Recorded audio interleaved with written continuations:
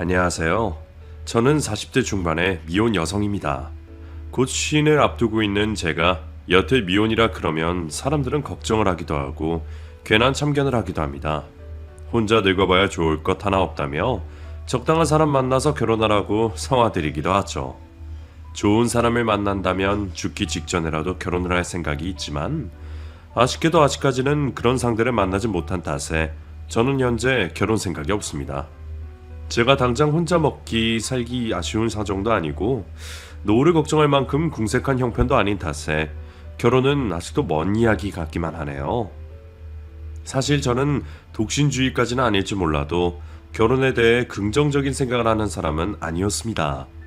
특히나 대한민국에서 여자로 살면서 결혼은 피할 수 있다면 피하는 게 좋을지도 모른다고 생각하는 편이었죠.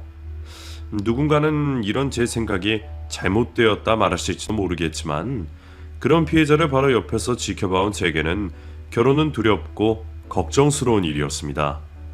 제가 말하는 그 피해자는 바로 저희 엄마였어요. 여자로 태어났다는 이유 하나만으로 온갖 고생을 다 하시고 결혼을 하시고서 절대로 행복하지 못하셨던 분이셨죠. 너무 좋은 분이셨던 저희 엄마가 결혼 때문에 그 고생을 하신 것을 보고 자란 저와 제 자매들은 결혼에 대해 절대 긍정적인 생각을 할 수 없었습니다. 그럼 제가 저희 엄마의 잔혹한 결혼사에 대해 이야기를 하겠습니다. 저희 엄마는 참 불쌍한 분이셨어요. 요즘 세상에 태어나셨더라면 하고 싶은 것도 많으시고 할 일도 참 많으셨을 텐데 그 시절에 여자애로 태어났다는 이유로 친정에서부터 수모를 당하셨습니다. 남자 형제만 많았던 집에서 태어난 저희 엄마는 딸이라는 이유로 위로 오빠들에게 양보하고 무시당했고 늘 오빠들에게 밀려 부모님께 사랑을 충분히 받지 못하셨습니다. 아무리 남아선호 사상이 심하다 하더라도 아들이 없는 것도 아니고 그 많은 자식 중 유일한 딸인 엄마를 예뻐하실 만도 했는데 저희 외갓집은 무척 가부장적이고 남아선호 사상이 너무나 심하여 여자나 딸들은 무시당하는 존재였습니다. 그래서 저희도 어렸을 적부터 외갓집과 그 집 식구들을 싫어하곤 했었죠. 공부하고 싶은 기회도 박탈당하고 딸이라고 살림만 하며 살았던 저희 엄마는 나이가 차서는 일찍이 시집가게 되셨습니다. 그리고 그렇게 저희 아빠를 만나 저희 세 자매를 낳게 되셨죠. 저희 부모님은 연애 결혼이 아니셨어요. 그 시절에는 남녀 칠세 부동석이라며 연애하는 것보다는 선 봐서 결혼하는 게 훨씬 더 많은 시절이긴 했지만 저희 엄마가 아버지와 결혼한 것은 조금 특별한 인연이었습니다. 바로 제 친할머니 되시는 분이 엄마를 콕 집어 데려가셨기 때문이죠. 저희 아버지는 3대 독자로 저희 외갓집만큼이나 제 친가에서도 남아선호 사상이 셌습니다. 대를 이을 아들이 달랑 한 명뿐이었으니 그 자식을 얼마나 어화둥둥하며 키우셨을까요? 친할머니는 그런 집에 시집을 와서 딸만을 낳으시다가 고생 끝에 아버지를 낳으셨고 그 일을 두고 주고 자랑하시며 평생의 업적으로 생각하시는 분이셨습니다. 그리고 그렇게 태어난 저희 아버지는 그런 집안에서 못 누릴 것 없고 거칠 것 없이 자라신 분이셨죠. 제 친할머니는 아들이 많은 집에 유일한 딸인 저희 엄마를 보며 탐을 내셨고 아들 많은 집안에서 태어난 엄마가 틀림없이 아들을 낳아 4대 독자를 이어갈 거라 생각하며 그런 이유에서 엄마를 데리고 왔습니다. 그리고 제 부모님 두 분은 어른들에 의해 연을 맺어 결혼 생활을 하게 되셨죠. 친할머니는 저희 엄마에게 기대가 상당히 많으셨고 귀한 집에서 데려온 아들 낳아줄 귀한 며느리라며 무척이나 귀한 대접을 해주셨답니다. 3대 독자인 아들만큼이나 며느리를 대해주셨으니 고모들의 질투가 이만저만이 아니었죠. 자기들이 받지 못한 사랑을 며느리가 받는다며 할머니 몰래 이래저래 괴롭히셨던 모양이에요.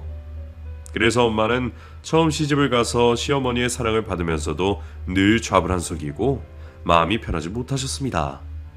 어린 나이에 남의 집에 시집가서 의지할 것도 없었던 엄마가 시누이들 등살에 고통에 시달리는데도 저희 아버지는 아무것도 모르셨습니다.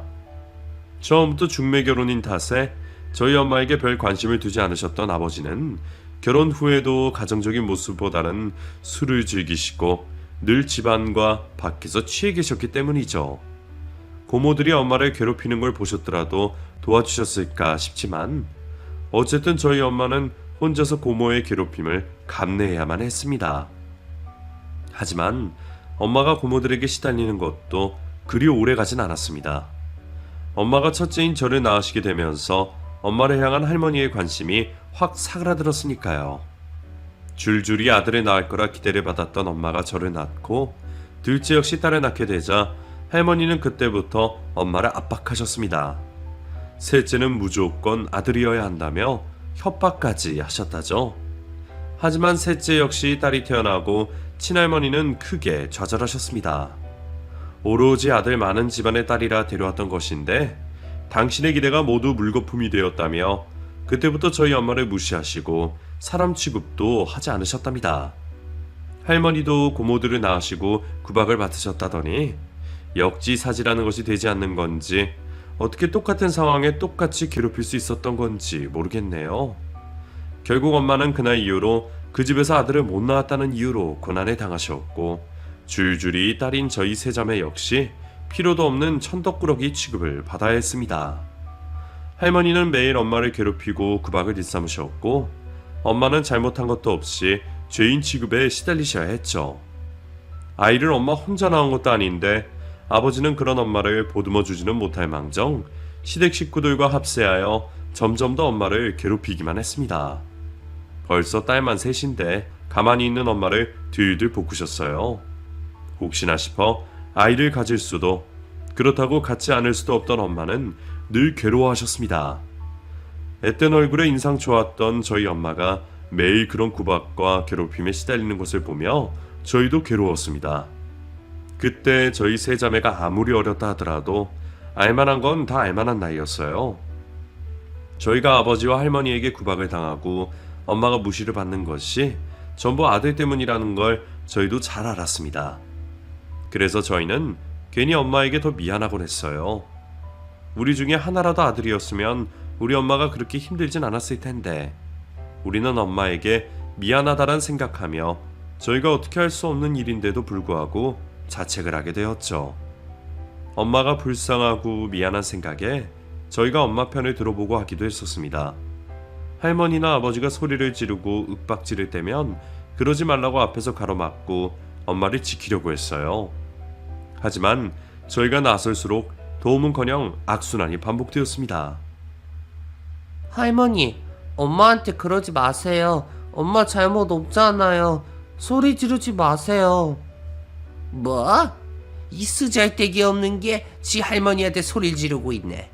이래서 딸년들은 안 되는 거야. 네 엄마 혼나는 거 보기 싫으면 니들이 고추 달고 나오지 그랬어. 야무짝이도 쓸모없는 것들이 눈치만 빨라가지고 말이야. 지들도 새끼라고 지 엄마 감싸는 것 좀 보게 해. 그래, 너희들끼리 이렇게 똘똘 뭉쳐서 사니까 좋으냐? 이러려고 딸만 셋을 줄줄이 낳았어? 아이고, 내가 너한테 뭐 대단한 거 바랐냐? 네 친정엄마처럼 아들 좀 낳으라고 데려왔더니 아들은커녕 죄다 딸만 낳는 귀신이 붙었나. 정말 왜 그러냐? 죄송해요 어머니. 다음번에는 꼭 아들 낳겠습니다. 아들을 낳겠다고? 3번이나 틀려먹었으면 인정할 줄도 알아야지.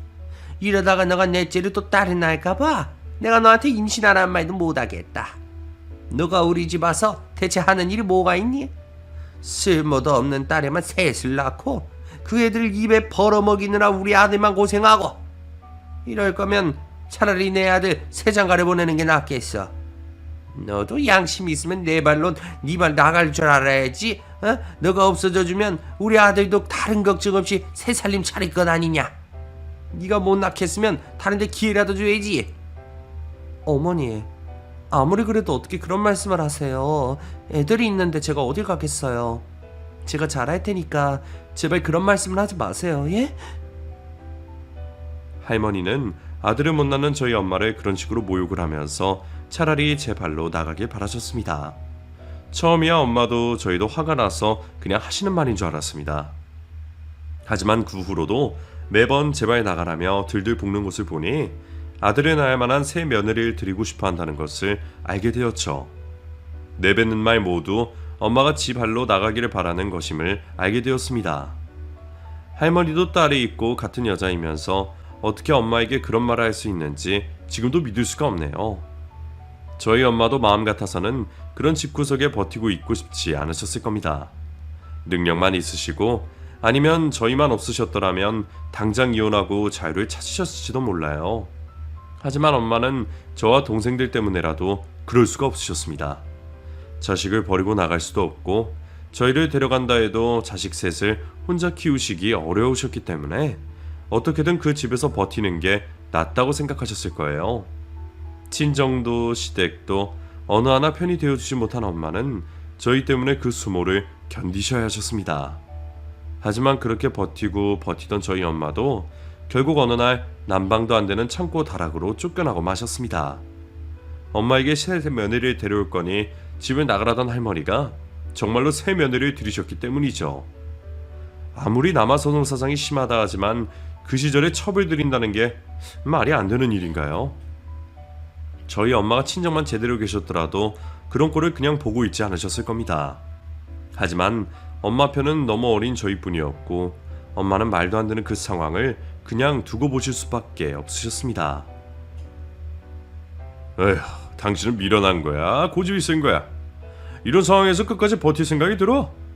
그냥 적당히 하고 당신도 포기하고 그냥 나가지. 이혼해달라고 할 때 해주면 이런 걸 안 봐도 되는 건데 왜 괜히 엄한 사람 나쁜 놈 만들고 그래? 결국 엄마와 아버지가 쓰던 방은 처음 보는 웬 여자가 차지하게 되었고 그때부터 엄마는 극심한 정신적 고통에 시달려야 하셨습니다. 당신에게도 고통이었겠지만 어린 자식들 보기에도 못할 짓이다 싶으셨는지 저희에게 매일 미안해하곤 하셨습니다. 그 후로 첩까지 합류해서 온 식구들이 저희와 엄마를 괴롭혔고 저희도 그 꼴을 두고 볼 수가 없었어요. 결국 시달리다 못한 엄마는 집을 순순히 나가기로 하셨습니다. 간통이나 외도에 대한 잘못은 아무것도 묻지 않는 대신 저희 양육비를 꼭 지급받기로 약속을 하시고 말이죠. 그렇게 첩에게 자리를 뺏기고 도망치듯 집을 떠났지만 아버지 쪽에서는 약속과 달리 아무런 지원을 하지 않으셨습니다. 재산분할은커녕 양육비 한 푼도 받지 못하셨죠. 아마 그 집 식구들은 처음부터 그럴 생각이었을 거예요. 같이 지냈을 그때에도 딸인 저희들과 엄마는 쓸모없는 객식구에 불과했으니 말입니다. 결국 엄마는 그 후로 혼자서 저희를 먹여 살리기 위해 온갖 고생을 하셔야 했습니다. 당장 손에 아무것도 없으셨거든요. 여자들이 하기 힘들다는 막노동 일부터 공장이며 파출부까지 나가시면서 돈이 된다면 뭐든지 가리지 않고 닥치는 대로 일을 하시고 돈을 벌어야 했어요. 이미 오랜 시집살이에 몸도 마음도 상한 저희 엄마가 그 고생 때문에 얼마나 수명을 깎인 건지 모르겠습니다. 예전에는 그 집이 지긋지긋해서 벗어만 나면 행복할 거라 생각했는데 엄마가 먹고 살려고 온갖 고생을 하신 걸 보니 그나마 돈 걱정하지 않던 그때가 나은 건가 싶은 생각마저 들었었습니다. 그렇게 어릴 적부터 엄마의 고생을 보고 자랐던 저희 세 자매는 엄마의 고생을 덜어드리고 싶은 마음에 하루빨리 엄마를 편하게 해드리겠다며 각자의 재능을 살려 열심히 지내게 되었습니다. 지금이야 힘들었지만 열심히 노력했다라는 글 몇 문장으로 우리 가족 모두의 고생을 간단하게 적을 수 있겠지만 다시 생각해봐도 정말 치열하게 살았습니다. 각자 서로의 상황은 달랐지만 저의 경우 밥 한 숟가락, 잠자는 1분을 아까워하며 공부를 했었죠. 그런데 오히려 앉아서 공부만 하는 제가 다른 자매들보다 더 편했을지도 모릅니다. 둘째는 학창시절 때 일찍이 자신의 재능과 관심을 발견하고 있는 제가 제빵의 길을 선택했고 성인이 되어서 좀 더 높은 결과물을 위해 일본으로 유학을 가게 되었죠. 그곳에서도 학업과 일을 동시에 하며 스스로의 생활비와 유학비용까지 해결하는 대견한 동생이었습니다. 막내 또한 엄마와 언니들의 보호 속에 있기보단 스스로 자립하여 하루라도 빨리 엄마에게 도움이 되고 싶어 했고 공인중개사 자격증을 취득 후 일찍이 사회생활을 하고 있었죠. 언니인 저보다 훨씬 더 멋진 동생들이었습니다. 엄마의 희생뿐만 아니라 동생들의 희생과 지원이 있어 제가 공부에만 집중할 수 있었죠. 그 덕택에 저는 그 어렵다던 사법고시를 다른 사람들보다 금방 합격할 수 있었습니다. 물론 사법고시가 고생 끝 행복 시작은 아니었지만 말이죠. 한국에서 가장 어렵다는 시험을 합격한 사람들만 모여 그 안에서 또 눈에 보이지 않는 경쟁을 하는 게 심적으로는 사시생 시절보다 더 힘들었던 것 같아요. 좋은 성적을 받아야 낮은 성적의 연수생보다 상대적으로 넓은 선택의 기회가 있었기에 그걸 아는 동기생들 모두 서로를 경쟁자로 생각했거든요. 그렇게 한 번 더 죽을 힘을 다해 공부를 해야 했습니다. 노력하지 않은 전국 수재들 사이에서 나름 상위권 성적을 받았던 저는 판사와 검사 지원을 하지 않고 저 능력을 인정해준 로펌 회사에 들어가게 되었습니다. 물론 저희 집 형편 때문에 조금이라도 일한 만큼의 수당을 가져갈 수 있는 변호사직을 선택한 이유도 있었어요. 하지만 그것보다 연수생 시절 때 하게 된 현장 실무 중 검찰 시보를 하면서 제가 검사를 지원하기에는 많은 부족함이 있다는 걸 느끼게 되었고, 그 직업보다는 법적 자문으로 의뢰인을 구제할 수 있는 변호사라는 직업의 매력을 느끼게 되었습니다.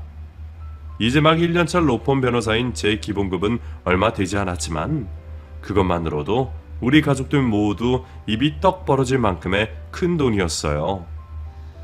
거기다 추후 수입료에 대한 인센티브를 생각하고 더 시간이 지나 파트너 변호사까지 된다면 평생 고생하신 우리 엄마 호강을 시켜줄 수 있었습니다. 그래서 우리 세 자매는 앞으로의 생활을 더 기대했습니다. 우리 세 자매 훌륭하게 자라 서로 챙겨줄 수 있는 넉넉한 형편이 된 만큼 홀로 우리를 포기하지 않으시고 고생만 해오신 엄마에게 보답을 해드릴 수 있었으니까요. 그런데 왜 하필 불행은 가장 행복한 시기를 앞두고 찾아오는 건지. 회사 일로 늦은 퇴근을 하고 돌아온 집에서 복통으로 잠을 못 이루시는 엄마를 제가 발견하게 되었죠. 병원으로 가자는 말에도 그 돈이 아까워서인지 단순 복통이라며 진통제를 찾으시는 엄마를 저와 동생이 병원으로 들쳐업고 가게 되었습니다. 이상 소견이 보인다는 의사분의 말에 우리 세 자매 모두 가슴이 철렁했어요. 여러 검사를 받게 된 엄마와 병원에 나가게 된 건 다음날 점심 즈음이었습니다. 그리고 며칠이 되지 않아서 엄마에게 암이 있다는 이야기를 듣게 되었죠. 손도 쓸 수 없을 만큼 전이가 된 췌장암이었습니다. 평소 육체적으로 힘든 일을 하시면서도 운동은 빼놓지 않으시던 엄마이셨습니다. 우리 세 자매 지지리도 돈이 없을 때도 엄마의 건강을 위해서 서로 돈을 모아 영양제와 한약 등등 몸에 좋은 건 빼놓지 않고 해드렸어요. 우리 세 자매 엄마에게 호강을 시켜줄 수 있을 때까지 오래오래 건강하게 사시길 바라는 마음이었으니까요. 우리가 낳은 자식들 결혼식까지 보셔야 하는 엄마인데 아직 젊은 나이에 시한부 판정이라니. 세상에 평생 고생이란 고생은 다한 우리 엄마에게 어떻게 이럴 수가 있는 건지 신이 있다면 되묻고 싶더군요. 잔인했던 건 이 비극적인 상황을 슬퍼할 시간도 없었습니다. 하루가 다르게 기운이 없어지는 엄마에게 조금이라도 좋은 기억을 남겨주기 위해 우리 세 자매 모두 눈물을 감추고 웃는 얼굴로 엄마와 여러 추억을 쌓아야 했습니다. 힘들고 고된 시간은 천천히 지나던데 엄마와 얼마 남지 않았던 시간은 왜 그리도 빠르게 흘러가는 건지. 결국 엄마와 헤어지는 시간이 다가왔고 24시간 찾아오는 고통을 관리하기 위해 호스피스 병원으로 가시게 되었죠. 자신만 생각해도 될 텐데 평생 자신의 모든 것을 내어준 엄마는 무엇이 그리도 우리에게 미안한 게 있는 건지 마지막까지 우리에게 미안해 하셨습니다. 우리 예쁜 정민이, 선민이, 지민이 마지막까지 엄마 호강시켜주겠다고 고생해줘서 고마워. 덕분에 엄마 세상 떠나기 전에 너무 많은 행복과 추억을 가지고 가게 되었어. 남들에게 창피하고 못난 엄마였을 텐데 항상 사랑해 주어서 너무 고마웠어. 그리고 엄마가 항상 너희들 발목을 잡는 사람이 되어서 너무 미안했고 다른 엄마들처럼 멋있는 엄마가 되어주고 싶었는데 그렇게 못해줘서 너무 미안하다. 그리고 어른들도 견디기 힘든 환경에서 너희를 자라게 한 게 너무 미안하고 엄마 떠난다고 슬퍼하지 말어. 엄마는 항상 너희들 곁에 있는 수호천사가 되어서 못다한 엄마 노릇하고 있을게. 마지막까지 못난 모습 보이고 너희들 힘들게 해서 미안하다. 평생 너희를 사랑했고 영원히 사랑할게. 내 첫사랑이자 마지막 사랑인 내 딸. 미안하다. 엄마가 미안해. 그 말이 엄마에게 들었던 마지막 말이 되었습니다. 엄마가 눈을 감으시기 전까지 눈물을 참고 웃음을 보여야 했던 우리는 마지막 말을 하시고 숨을 거두시는 엄마를 보고서야 참았던 눈물을 터뜨릴 수 있었습니다. 우리 세 자매 더 이상은 느낄 수 없을 엄마의 따뜻한 몸을 한참 동안 끌어안고 울었죠. 그렇게 평생을 고생만 해오신 엄마를 저희 세 자매 손으로 떠나 보내드리고 왔습니다. 그래도 사람 된 도리로서 조문이라도 올 줄 알고 연락한 아빤 저희 연락을 받고도 힘들어한 모습을 보였습니다. 괜한 연락을 한 것에 후회를 하고 있다 보니 20년 가까이 모른 척 덮고 있던 아빠와 할머니에 대한 분노가 다시금 올라오는 걸 느끼게 되었죠. 그 감정은 저만이 느끼고 있던 것이 아니었습니다. 제 동생들 모두 저와 같은 감정들을 느끼고 있더군요. 말로 뱉을 수도 없을 만큼의 분노였습니다. 겨우 남자 자식을 낳지 못한다는 이유로 지방과 아빠에게 잘하고 있는 엄마를 지독하게 괴롭혔고, 본처가 있는 상황에 투명인간 취급하듯 당당히 첩을 데려와 다락으로 내쫓았으니까요. 거기다 자신들이 엄마를 내쫓으며 약속한 지원마저 손바닥 뒤집듯 어기기까지 했죠.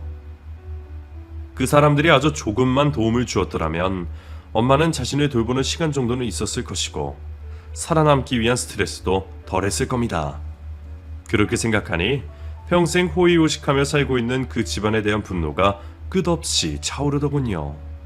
그러한 이유로 우리 세 자매는 그 집안에 복수를 계획하게 되었습니다. 다 같이 머리를 맞대어 생각을 쥐어 짜내봤지만 좀처럼 생각나는 것이 없었어요. 부동산을 하는 막내 동생 덕분에 친부가 할머니에게 상속받은 건물로 은행 대출을 받았다는 정보를 알게 되었지만 그마저도 그 집안의 정확한 경제 사정을 보여주는 건 아니었습니다. 우선은 그 집안의 소식을 알아내며 정보를 쌓으며 지내게 되었죠. 그런데 정말 웃기더군요. 대를 잇는 아들 낳겠다고 그렇게 못된 짓은 잔뜩 하더니 정작 귀하게 나온 외동아들은 사람 구실도 못하고 있었습니다. 자세히 알아보고 할 것도 없이 친부가 살고 있는 동네에서는 유명하더라고요. 얼마나 귀하게 키웠길래 인성이 그렇게 개차반인지. 동네 주민과 동창생들 이야기를 듣다 보면 하나같이 악담만 했습니다. 중학생 시절부터 담배 피고 가출하고 일진놀이를 하며 동급생들을 괴롭히는 건 기본이었고, 실업계 고등학교를 진학한 이후에도 잦은 절도와 폭행으로 소년원까지 다녀왔었죠. 성인이 된 지금이라고 별반 다르지 않았습니다. 아직 20대 초반의 나이에 직업이 없는 건 당연할 수도 있겠지만 재벌가 자식도 아니면서 매일 큰 돈을 흥청망청 쓰더군요. 그래서 처음에는 친부의 외동아들을 괴롭히는 계획을 세우고 있었습니다. 저 나이 먹도록 아직 인간 구실 못하는 아들을 아직까지 귀하게 모시는 친부가 아들이 힘들어하는 상황에 오면 얼마나 가슴 아파할지 궁금했거든요. 그런데 저희 세 자매가 거기에 맞는 계획을 세우기도 전에 알아서 기회가 굴러 들어왔습니다. 호랑이 굴에 제발 들어오듯 친부가 저희에게 먼저 연락을 한 거죠. 정민아, 그래, 잘 지내고 있었어? 엄마는 잘 보내드렸고? 그때 내가 말에 섭섭하게 해서 미안하다. 안 그래도 엄마 이래서 힘들어하는 너희 앞에 내가 나타나면 더 안 좋을 거라 생각했거든. 아빠 마음 이해하지? 그 말 하시려고 전화하신 건 아니겠고 무슨 일로 연락하신 거예요? 그게 말이지. 아무리 내가 아빠라고 하지만 평생 연락도 없다 이런 부탁을 해서 미안하다. 정말 면목이 없어. 그런데 내 상황이 정말 급하고 위험한 상황이라서 그래. 너 신부전증이라고 아냐? 아빠가 그 몹쓸 병에 걸렸어. 내가 정말 건강 체질인데 너희 엄마랑 너희를 그렇게 떠나보낸 일이 나도 모르게 신경을 많이 썼나 보더라. 아마 그런 스트레스가 작용해서 내가 술도 더 마셨던 것 같아. 보통 이 나이 남자들이 나이 들면 몸 여기저기 아프기 마련이라 대수롭지 않게 넘겼는데 내가 글쎄 신부전증이더라. 관리하면 좋아진다고 하던데 네 엄마 그렇게 허망하게 떠나보내니 속이 좀 쓰리겠어? 그 쓰린 마음 달래줄 거라고는 수밖에 없으니 먹다 보니 말기 신부전이라고 하네. 그래서 살려면 누군가의 신장을 이식받아야 하는데 너도 알다시피 고모들이랑 할머니는 나이가 있잖니. 신장 공여자 기다리는 방법도 있긴 한데 공여자 찾기까지는 시간도 오래 걸려서 너희 3명 중에 아무나 신장 이식 좀 해주면 좋겠는데 이번 기회에 우리 부녀들 간의 관계도 회복하고 말이야. 우리 엄마와 저희들 때문에 술을 많이 먹었다는 소리는 개소리였습니다. 제 어린 시절 안방과 집 문 앞에 쌓여있는 다 먹은 빈 소주병만 해도 웬만한 사람 평생 먹을 소주병보다 많았을 거예요. 제가 기억을 못할 줄 알았나 봅니다. 하기야 친부에게 우리와 함께 지냈던 기억이 남아있기나 할까요? 어떻게든 되는 대로 동정심을 이끌어내서 신장을 이식받으려 하는 개수작이었죠. 더군다나 생각을 해보겠다고 끊은 뒤 알아본 신부전 정보로 친부가 말했던 게 얼마나 헛소리였는지 알게 되었습니다. 검사를 해서 몸에 문제만 없다면 그 많은 고모들도 신장 이식 공여자에 적합했고 우리 엄마 대신 데리고 온 첩도 있었습니다. 그 사람들이야 여자이고 나이도 있어서 힘들다는 핑계로 100번 봐준다고 해도 멀쩡히 살아있는 20대 초반의 아들이 있었어요. 섣부른 짐작일 수도 있겠지만 분명 자기 하나뿐인 손자, 외동아들은 귀하다는 이유로 할머니와 아빠가 애초에 신장이식 공여자 대상에도 포함 안 시켰을 겁니다. 거기다 신부전이 회복이 되는 건 아니었지만 충분히 관리만 한다면 악화시키는 걸 늦출 수 있다고 나와 있더군요. 그런데 몇 달 사이에 저희에게 연락을 할 만큼 나빠졌다는 건 죽고 싶어 환장한 건지 자기 좋아하는 술을 계속 마셨다는 소리였어요. 그러고선 평생 연락 한번 지원 한번 해주지 않던 우리 3자매에게 갖은 불쌍한 척은 다 하면서 신장을 내놓으라고 하고 있었던 거죠. 말을 더 할 것도 없이 우리 3자매는 절대 그 사람에게 우리 신장을 공유해 줄 수 없었습니다. 그 인간에게 나눠줄 바에야 어디다 갖다 버리는 게 나았지. 그 인간 아마 수술 후에도 정신 차리지 못하고 또 술을 마실 사람이었어요. 모른 척 무시를 하자고 의견을 모으던 도중 어쩌면 엄마와 우리의 복수를 할 수 있는 기회라고 느껴졌습니다. 우선 친부에게 간을 보기로 했죠. 아빠, 얘들이랑 얘기해봤는데요. 간단한 수술도 아니고 수술 후에는 행복을 한다고 해도 생활하는데 불편함이 있다고 들어서요. 누가 하겠다고 생각하는 게 쉽지가 않네요. 그런데 동명이는요? 걔는 안 돼요? 동명이? 동명이가 그러니까 걔는 안 돼. 집에 잘 들어오지도 않고 연락도 안 되고. 너희들 앞에 동생 욕하는 것 같아서 창피하지만 걔가 나쁜 친구들에게 깨어서 어릴 때부터 담배와 술을 해서 이식하기 힘들 거야. 정민아, 내가 너희와 엄마에게 정말 몹쓸 놈이었다는 거 알아. 그렇지만 어떻게 보면 너희가 이 세상에 태어나게 된 게 다 내 덕분 아니냐? 비는 물보다 진하다고 하는데 죽어가는 아빠 좀 살려줘라. 매일 투석 받는 것도 너무 힘들고 지치는구나. 저희도 별거 아닌 수술이면 해드릴 텐데 애들 모두 사회생활 중이다 보니 수술 후에 리스크가 너무 크게 느껴져서 고민이 되네요. 사회생활, 그래, 항상 돈이 문제지. 내가 너희 형편이 어떤지 모르겠지만 아빠 때문에 힘들게 살았을 거야. 미안하다. 그러면 내가 돈을 조금 보태주면 어떻겠니? 돈으로 거래한다고 생각하지 말고 내가 이전에 못 다 해준 걸 해주고 또 앞으로 받아야 할 것을 미리 받는다고 생각하면 될 것 같은데. 이번 일로 우리 가깝게 지내면서 네 남동생 동명이와도 사이좋게 지내면 외로운 것도 덜하고 좋지 않겠니? 너도 대충은 알겠지만 할머니께 받은 건물이 얼마 정도 하는지 알고 있지? 그 건물 팔아서 미리 유산에 나눠주면 경제적으로 도움이 될 것 같은데 신장을 주지 않은 네 동생들에게도 나눠주고 내가 너희 지난날 고생한 만큼은 더 쳐줘서 동명이보다 좀 더 챙겨주마. 급한 놈이 우물을 판다고 하지만 고작 생각해낸 것이 돈이었나 봅니다. 그런데 이걸 어쩌겠어요.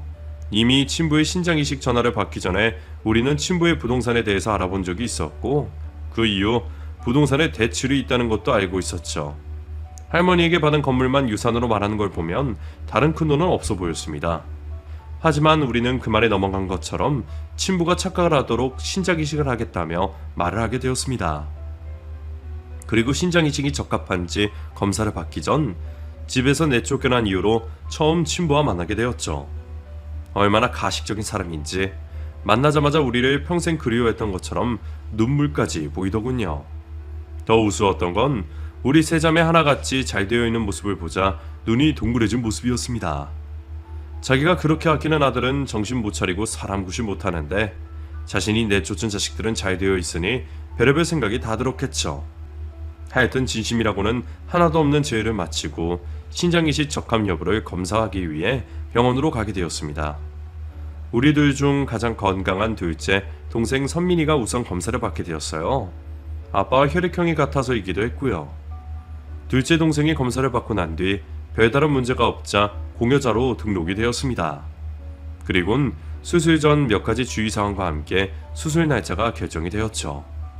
그러다 아빠와 같이 병원으로 온 할머니와 친부의 현재 아내도 만나게 되었습니다. 고맙다라는 말 정도는 할 줄 알았는데 할머니인 저희를 보고는 인사를 먼저 안 했다며 괜한 신경질을 부리더군요. 거짓이긴 해도 당장 당신 아들을 위해서 희생을 해준다고 하는데도 말이죠. 그놈의 성질머리는 나이가 먹어도 고쳐지지 않나 봅니다. 그렇게 시간은 흘러가게 되었고 수술 날짜를 얼마 남기지 않게 되었어요.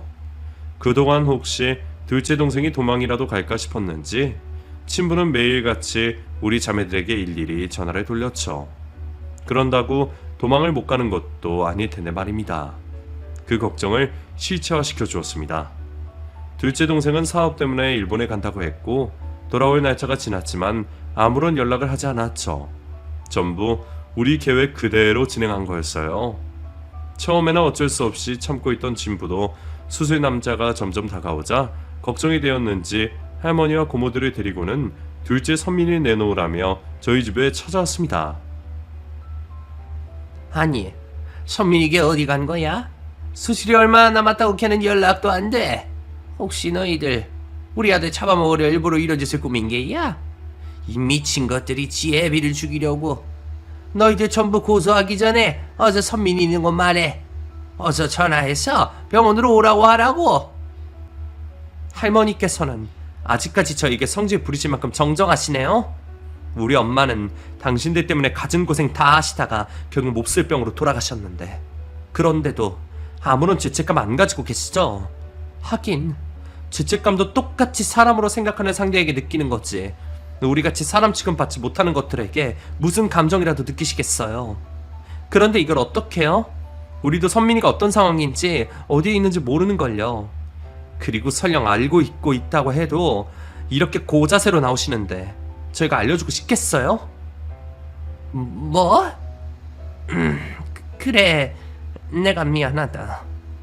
애비가 잘못될지 모른다고 생각하니까 내가 감정이 지나쳤구나. 하나뿐인 네 애비다. 정말 이번 수술 아니면 죽어.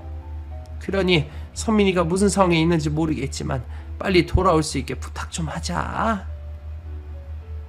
글쎄요, 다 큰 동생을 지 마음대로 할 수 있는 것도 아니고 전 그렇게 급하시면 동명이한테 부탁을 하시죠. 저희보다 건장하고 체력도 좋아서 더 나을 텐데. 그리고 솔직히 걔 하는 것도 없어서 회복도 마음 놓고 할 수 있잖아요. 이번 기회에 사람 노릇도 좀 하자고요. 뭐? 동명이 난데 걔는 우리 집 4대 독자야. 걔가 너희처럼 쓰잘데기 없는 것들과 같은 것 같아? 나이 좀 먹어서 사람 흉내낸다고 귀한 내 손자와 비교를 할 수 있는 줄 아냐고? 이것들이 정말 보자보자니까. 너 옛 기억 좀 떠오르게 해줄까? 옛날 네 어미처럼 비 오는 날 먼지등에 맞아 볼 거야? 해봐 이 노인네야. 아직도 쌍팔년도 구시대에 머물러 있지? 요즘 시대가 어느 때인데 당신이 내 할머니란 이유로 내가 반항조차 못할 것 같아? 우리 엄마 내 동생들 괴롭힌 당신들에게 복수하려고 오늘만을 기다렸어. 당신들이 이불 하나 돈 한 푼 주지 않고 내쫓아서 우리 엄마 그 고운 손이 남자 손보다 더 투박해지도록 일했어. 아들 낳으려고 우리 셋이나 낳아서 자식들 먹여 살리려고 일하면 닥치는 대로 했다고. 자신은 그 고생하면서 물로 배를 채우더라도 우리에게는 밥 한 숟가락이라도 더 먹일 만큼 희생하셨다고. 당신들이 최소한으로 도움만 줬어도 그렇게까지 살지 않았어도 됐어. 우리 엄마 암으로 고통스러워할 때 나 옆에서 그 모습 다 보았거든. 손 잡아주고 간호사 부르는 것밖에 못하는 내 기분이 어땠을지 알아? 죽어가나 엄마 보고만 있는 게 어떤 심정인지 아냐고. 당신도 똑같이 느껴봐. 당신 눈으로 죽어가는 아들이나 보고 당신도 얼마 남지 않은 인생 고통 속에 살라고. 우리 선민이 당신이 찾을 수 있으면 찾아봐. 혹시 알아? 빨리 찾으면 수술 당일 전에 찾게 될지.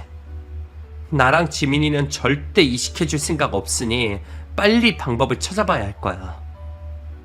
제 말의 끝으로 충격을 받았는지 할머니는 쓰러지셨어요. 그 모습을 보고 저와 동생은 현관문을 닫아버렸죠. 제가 천벌을 받는 일이 있더라도 제가 뱉은 말처럼 할머니와 친부에게 고통스러운 시간이 있기를 바랬습니다. 하지만 나쁜 놈들은 바퀴벌레만큼이나 지기더군요. 결국 하나밖에 없는 아들 살리겠다고 그 귀한 손자를 드디어 희생시켰습니다. 동명이가 친부의 신장이식 수술을 하게 된 거죠. 저희가 원하는 만큼의 고통을 줄 수 없어 아쉽긴 했지만 저희의 목숨은 한 가지 더 남아 있었습니다. 바로 유산으로 주겠다고 말한 건물이었어요. 신장 이식건으로 친부에게 접근하면서 알게 되었는데 감당하지 못할 만큼 빚이 있더군요. 건물 저당 잡아 대출을 받은 것도 그 때문이었습니다. 그런데 그 집에 돈을 벌 수 있는 사람이 몇이나 되겠어요. 수술을 받고 회복 중인 친부와 동명을 제외하면 나이든 노인인 할머니와 동명이 엄마밖에 없었죠. 우애가 좋은 형제들이면 그 많은 고모들이 십시일반해서 도와주겠지만 자기 하나뿐인 동생 신장 이식하는 것도 아까워하는 사람들인데 무엇을 기대하겠어요? 우리는 그 건물이 매물로 나오기만을 기다렸습니다. 그리고 일반 매물이 아닌 경매로 나온 그 건물을 우리 세 자매가 돈을 합쳐 낙찰받게 되었죠. 이런 경사에 우리들만 기쁠 수가 있나요? 저희는 바로 저희가 낙찰받은 건물의 가장 위층에 살고 있는 친부와 할머니에게 향했습니다. 초인종을 누르니 할머니가 나왔고 저희 자매들을 보더니 대뜸 욕부터 하시더군요. 사잡아 죽일 것들이 지 목숨 끊어달라고 제 발로 찾아와? 야, 이 미친 것들아, 너희 때문에 너희 애비가 죽을 뻔하고 내 귀한 손주가 대체 수술한 거 알아? 그래, 이번에 또 사람 속을 어떻게 뒤집으려고 왔어? 저희가 그쪽 집안하고 상대하고 싶어서 온 것 같아요? 우리는 우리 일하러 온 거예요. 근데 왜 퇴거 아직 안 하셨어요? 이러면 불법 점거 아닌가? 정신 나간 것들이 무슨 소리야? 개집들과 말할 시간 없으니 당장에 꺼져. 아유, 재수 없어서. 애미야, 소금이랑 팥 좀 가지고 와라. 이 건물 경매 넘겨졌죠? 그거 저희가 낙찰받았어요. 오늘 아직 정식으로 건물 소유주가 된 건 아니지만 혹시나 퇴거 안 하면 어떡하나 싶어 찾아왔어요. 아시죠? 저희 자매 사람 같지 않은 사람들에게 피도 눈물도 없는 거. 괜한 생떼 부렸다가 험한 꼴 보지 마시라고 찾아왔어요. 저희가 당신들에게는 은행과 채권자들보다 더하면 더했지 덜하진 않을 테니까 알아서들 잘 행동하세요. 제 말을 듣고는 있는 할머니 표정을 보니 딱 알겠더군요. 그제서야 우리가 얼마나 자신들에게 이를 갈아오고 있는지 아는 듯 보였습니다. 눈빛에서 우리를 두려워하는 것도 느낄 수 있었죠. 아마 제가 말한 대로 따르지 않는다면 더한 복수가 자신들을 기다리고 있음을 아는 것 같았습니다. 결국 그 사람들은 우리에게 내쫓겨나듯 떠나게 되었습니다. 우리는 복수를 여기까지 하기로 했어요. 마음만 먹는다면 더할 복수들도 있었습니다. 그 집안 사람들 복수를 하면서 평생을 지낼 수도 있었지만 그만둬야 했어요. 복수를 하는 내내 시원하고 통쾌한 기분과 함께 뭔가 모를 찝찝한 감정들을 우리 세 자매 모두 느꼈거든요. 그리고 이제는 엄마가 진정으로 원할 우리들의 인생을 살기로 했습니다. 다 같이 한 건물에 지내며 행복한 삶을 살기로 선택한 거죠. 시간이 흘러 둘째 동생은 결혼을 했고 지금까지 가족들과 함께 저희 건물에서 살고 있어요. 어린 시절 힘든 기억이 많은 동생이 행복한 가정을 이룬 것 같아 정말 다행이라고 느껴집니다. 좋은 남편을 만나 아이를 낳고 행복하게 살고 있거든요. 결혼이라는 것에 별 관심이 없던 저와 막내 동생도 둘째를 보면서 점점 긍정적인 생각을 가지게 되네요. 물론 제 사연과 이곳의 여러 사연들처럼 이상한 남자를 만나서는 안 되겠지만요. 그래서 앞으로도 이 사연 채널이 저에게 많은 도움이 될 듯합니다. 어떤 시어머니 남편을 만나야 하고 이상한 사람의 전조 증상이 무엇인지 이 채널의 사연들이 알려줄 테니까요. 제 사연은 여기서 끝입니다. 앞으로 다시 이곳에 쓸 사연이 없기를 바라며 저는 이만 글을 마치겠습니다. 감사합니다.